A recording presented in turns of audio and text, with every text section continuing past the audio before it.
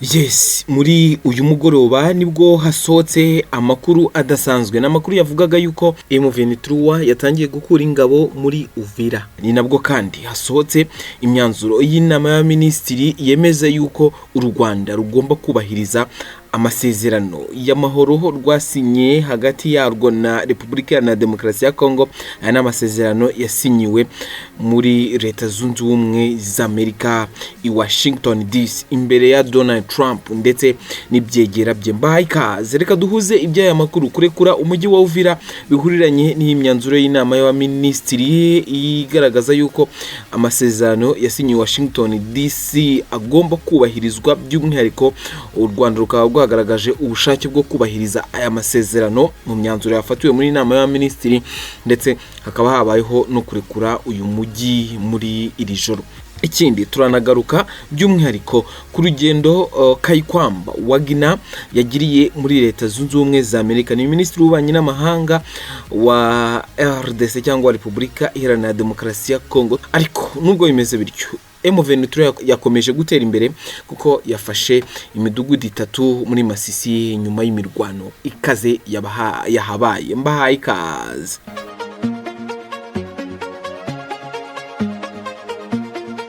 Nkuko nari maze kubigarukaho, reka tugaruke kuri iyi myanzuro y'ibyemezo by'inama y'abaminisitiri yateranye uyu munsi muri village Urugwiro iyobowe na nyakubahwa Perezida wa Repubulika y'u Rwanda Paul Kagame.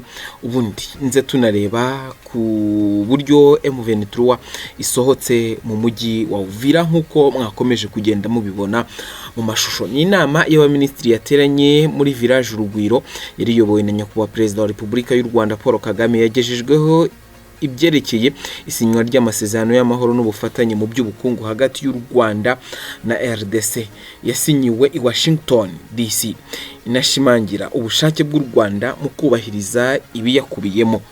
Inama y'abaminisitiri yateranye kuri wa 17 Ukuboza 2025 yarebeye hamwe ingingo zitandukanye zirimo amasezerano y'amahoro n'ubufatanye mu by'ubukungu yashyizweho umukono ku wa 4 Ukuboza 2025 Washington muri Leta Zunze Ubumwe za Amerika.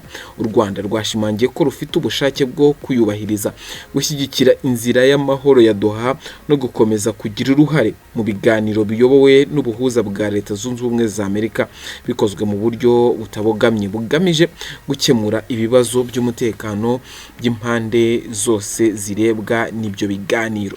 Ngayo nguko ngibyo iby'inama y'abaminisitiri, by'umwihariko ni byinshi byavugiwe muri iyi nama. Hari ibigendanye n'ubuzima rusange, imibereho myiza y'abaturage, ibigendanye n'ubuhinzi n'ubworozi, ni byinshi tuzabigarukaho mu makuru yacu araza kuza gukurikira. Ahubwo reka tuhite dusimbuka tugaruke ku byatangajwe na M23 cyangwa ibiri kuvuga kuri M23 byo kuba yamaze kuva mu mujyi wa Uvira. Niki gitumye izi ntare za Sarambwe zirekura uyu mujyi mu gihe benshi bari kuvuga yuko cyangwa bemezaga yuko izi ngabo zitazapfa kuvamo gutyo, kuko bari banatangaje yuko bagomba kuvamo ari uko habonetse ingabo zitagize uruhande zibogamiyeho zijya muri uyu mujyi, ariko zikaba zamaze kuwusohokamo izo ngabo zitabonetse cyangwa nta zindi ngabo zigiyemo kugira ngo zibe zahasigara zirinze abaturage. Reka tugaruke kuri iyi nkuru ivuga yuko umutwe wa M23 wemeje ko kuri wa 3 tariki ya 17 Ukuboza watangiye kuvana ingabo zawo mu mujyi wa Uvira wo mu ntara ya Kivu y'Amajyepfo. Byemejwe n'umuvugizi w'igisirikare cy'uyu mutwe Liyetona Wiringoma mu butumwa yanditse ku rubuga rwe rwa X. Yagize ati, kubw'impamvu z'amahoro kuva kuri iki gicamunsi ingabo zacu zatangiye kuva mu mujyi wa Uvira. Amashusho umunyamakuru Steve Wembi yashyize ku rubuga rwe rwa X yerekana umurongo w'abasirikare ba M23 bava muri Uvira mu masaha y'umugoroba. Kuwa mbere tariki ya 15 Ukuboza nibwo ihuriro rya Alliance Fleuve Congo ribarizwamo M23 ryari ryatangaje ko riteganya kuvana ingabo muri Uvira. Ni icyemezo Colonel Nanga uyobora ririya huriro yagaragaje nk'intambwe yo kubaka icyizere no gushyigikira ibiganiro by'amahoro.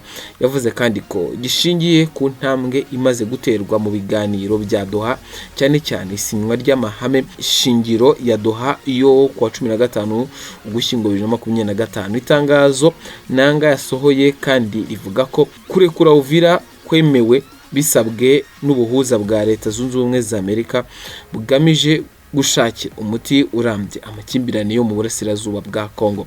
AFC M23 yavuze ko nubwo hari ibyo yise ubushotoranyi n'ihohoterwa bikomeje gukorwa n'ingabo za leta ya Congo FARDC n'abo bafatanyije, yahisemo kwikura mu mujyi wa Uvira mu rwego rwo guha amahirwe menshi ibiganiro by'amahoro no kugaragaza ubushake bwo gukemura ibibazo binyuze mu biganiro. Icyakora iri huriro ryagaragaje impungenge zishingiye ku byabaye mu bihe byashize, aho rivuga ko ingamba byafashe zo kubaka icyizere zagiye zikoreshwa nabi na FARDC.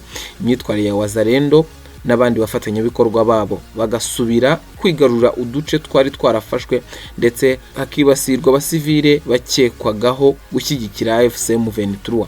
Kubera iyo mpamvu AFC M23 yarasabye abahuza gushyiraho ingamba zisobanutse zo gucunga umutekano wa Uvira nyuma yo kuhava. Izo ngamba nk'uko byari byatangajwe zari zirimo gukura intwaro mu mujyi, kurinda abasivile n'ibikorwa remezo by'ingenzi, ndetse no kugenzura agahenge binyuze mu kohereza ingabo zitabogamye. Kuwa 9 Ukuboza nibwo AFC M23 yari yigaruriye umujyi wa Uvira nyuma yo kwirukanamo ihuriro ry'ingabo zirwana ku ruhande rwa leta ya Repubulika Iharanira Demokarasi ya Congo. Uyu munsi rero Kayikwamba Wagner yari yerekeje muri Leta Zunze Ubumwe za Amerika. Reka tugaruke ku by'uru rugendo turebe se hari icyo bihuriyeho cyangwa hari icyo byongeye ku gitutu cyaba cyaje kuri M23 kaba yavuye muri uyu mujyi igitaraganya. Reka nabyo tubireba. Kuri wa kabiri umunyamabanga wa leta wungirije wa Amerika yitwa Christophe Landua yabonanye na Minisitiri w'Ububanyi n'Amahanga wa Repubulika ya Demokarasi ya Congo Therese Kayikwamba Wagner i Washington DC, aho baganiriye ku mahirwe yo gukorera hamwe mu gihe RDC yitegura gufata umwanya mu kanama gashinzwe umutekano ku muryango w'abibumbye. Baganiriye kandi ku ntambara yo mu burasirazuba bwa RDC mu gihe M23 herutse gutera imbere. Itangazo ryashyizwe ahagaragara n'ibiro by'umuvugizi rivuga ko umunyamabanga wungirije yagaragaje ko Amerika yiteze ko amasezerano ya Washington yubahirizwa kandi agashyirwa mu bikorwa byimazeyo, kandi ko yiteguye gufata ingamba kugira ngo amasezerano yubahirizwe. Iri tangazo rigufi rikomeza rigira riti bumvikanye ku bushobozi bunini bw'ishoramari by'abikorera kugira ngo bashimangire amahoro n'umutekano mu karere kandi bigirire akamaro impande zombi. Kuwa mbere no kuwa kabiri tariki ya 15 Ukuboza na 16 Ukuboza nyine 2025 Minisitiri w'Ububanyi n'Amahanga wa RDC Therese Kayikwamba Wagner yagiranye inama zitandukanye zo mu rwego rwo hejuru n'abagize ubuyobozi bwa Trump n'inteko ishinga amategeko i Washington muri Leta Zunze Ubumwe za Amerika. Muri izo nama yabwiye abo bantu ko umutekano wifashe nabi mu burasirazuba bwa Repubulika Iharanira Demokarasi ya Congo kandi byatewe n'iterambere rya M23 riherutse. Avuga ko iyi M23 yafashijwe n'ingabo z'u Rwanda bavana mu byabo abantu barenga 500,000. Yakomeje ashinja u Rwanda kongera kurenga ku masezerano y'I Washington no kudatanga icyizere ku mugambi w'amahoro wa Perezida Donald Trump. Na Minisiteri y'Ububanyi n'Amahanga ya Congo ivuga ko minisitiri yishimiye amagambo yavuzwe n'umunyamabanga wa leta wungirije Christophe, wagaragaje ko Amerika yiteguye gufata ingamba kugira ngo kubahirizwe byimazeyo ishyirwa mu bikorwa ry'amasezerano ya Washington DC. Minisitiri Kayikwamba kandi yagiranye ibiganiro byimbitse na Dan Dunham, umuyobozi ushinzwe Afurika mu kanama k'igihugu gashinzwe umutekano NSC, Rudolph Atalah, umuyobozi wungirije ushinzwe kurwanya iterabwoba muri NSC, umudepite Chris Smith, perezida wa komisiyo y'inteko ishinzwe ibibazo bya Afurika, na John Thomas Wesiski, umujyanama mukuru muri komite ishinzwe ububanyi n'amahanga muri Sena. Mu nama zitandukanye Kayikwamba yagaragaje ko yishimira umuhate wa Amerika mu kugarura ubusugire bwa Repubulika Iharanira Demokarasi ya Congo. Impande zombi zagiranye amasezerano na Repubulika ya Demokarasi ya Congo na Repubulika y'u Rwanda, kandi buri ruhande hari ibyo rwasabwe kubahiriza muri ayo masezerano. Ikibazo umuntu yakwibaza, ese ubutegetsi bwa Kinshasa bwiteguye gushyira mu bikorwa ibyo busabwa nko gusenya FDLR ko nta na rimwe bwigeze bwubahiriza ibyo bwemeye na mbere hose nuko bitega amaso.